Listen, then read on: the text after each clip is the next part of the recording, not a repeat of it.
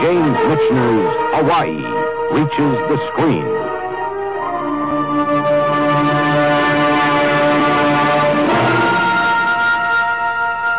Hawaii. Bodo, Norway. Sturbridge, Massachusetts.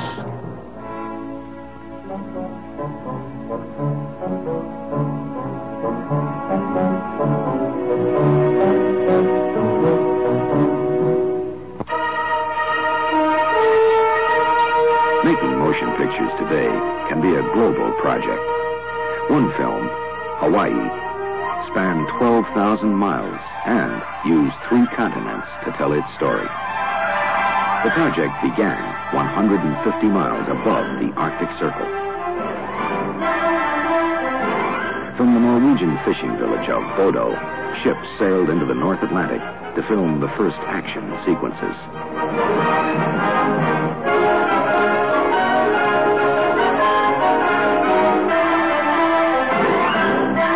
3,000 miles to the west, Old Sturbridge, Massachusetts, a colorful recreation of a 19th century New England town. The place suddenly came alive with crowds gathered to watch Academy Award winner Julie Andrews and Max von Sydow work with director George Roy Hill on the opening dramatic sequences. The location had a sharp impact on Julie Andrews. Sturbridge was so authentic that I felt like my soul just sort of blossomed. It was that marvelous damp air on the skin, and it was cool and green, and it was like being in an English spring again.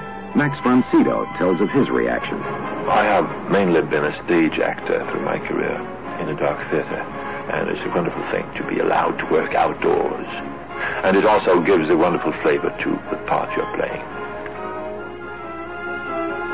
James Michener moved with the company to wide-ranging locations as his story took shape on film.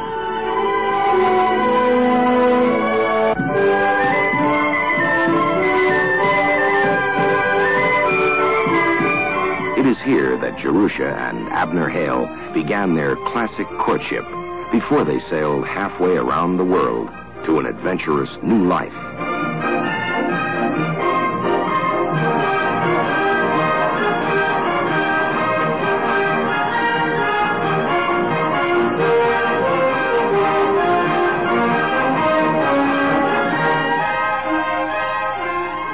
Kowloon Road, Hong Kong. As a global venture, this motion picture involved complex logistics. Academy Award-winning designer Dorothy Jeekins supervised preparation in Hong Kong of costumes to be used during the long months of shooting in the Hawaiian Islands.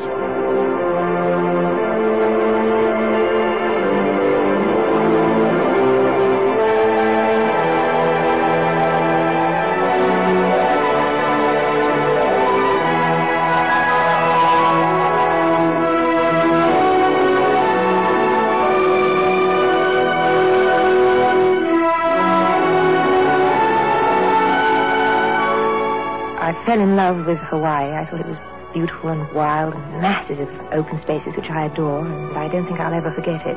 There was Sturbridge, all cool and New England-ish, and suddenly there was Hawaii, hot and colorful and vital. It was quite a change.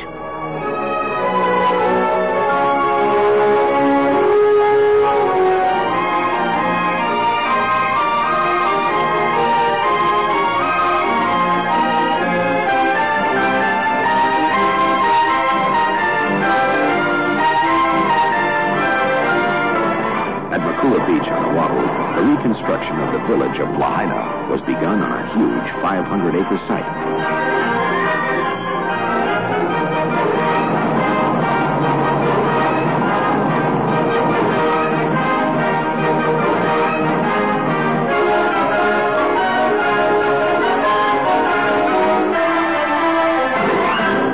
It was fascinating to watch our Lahaina grow. When we first arrived, of course, it was just a strip of sandy beach and a few thatched huts. 2 years of research went into this recreation, a flawlessly accurate replica of the Hawaii of the 1800s. This was just one setting.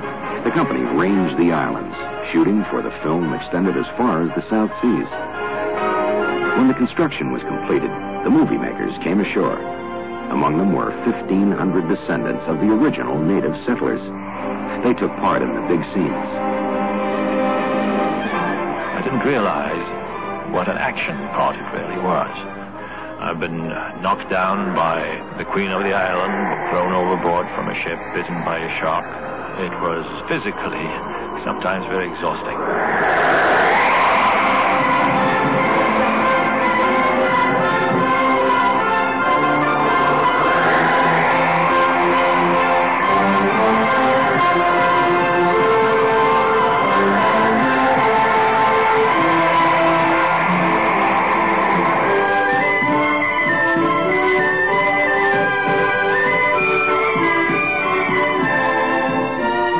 Night location work brought a change in mood and atmosphere, a fresh interplay between place and performers. Julie rehearsed with Richard Harris, who plays Rafer Hawksworth, the captain of a whaling ship.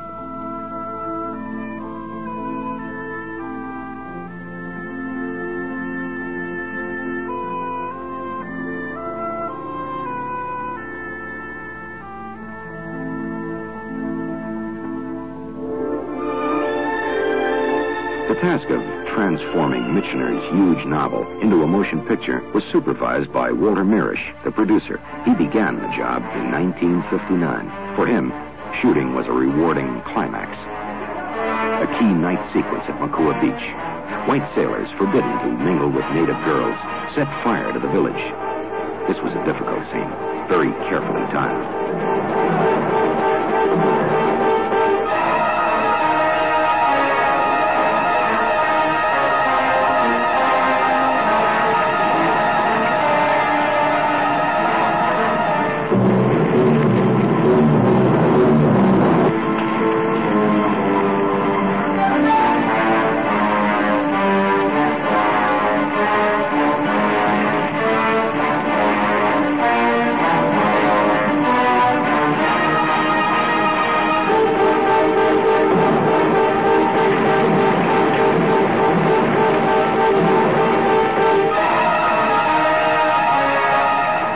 Distinctly feel the heat, and I was kind of muttering under my breath, "Georgia, isn't it time that we put me out?"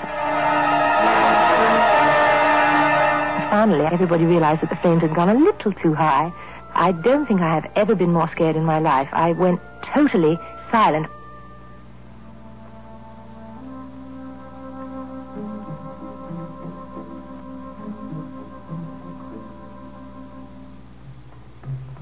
The company moved to other vivid locations in the islands. One was the setting for a wedding ceremony. The location itself suggested action that could not have been anticipated when the script was written. Ideas were kicked around in fresh air forums. Then they came to life before the cameras.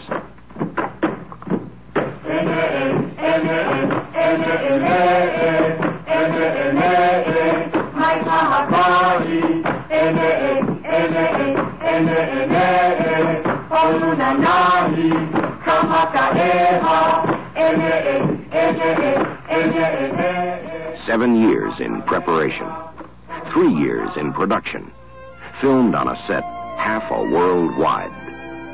This is the meaning of a global motion picture project. This is the new world of the movie makers.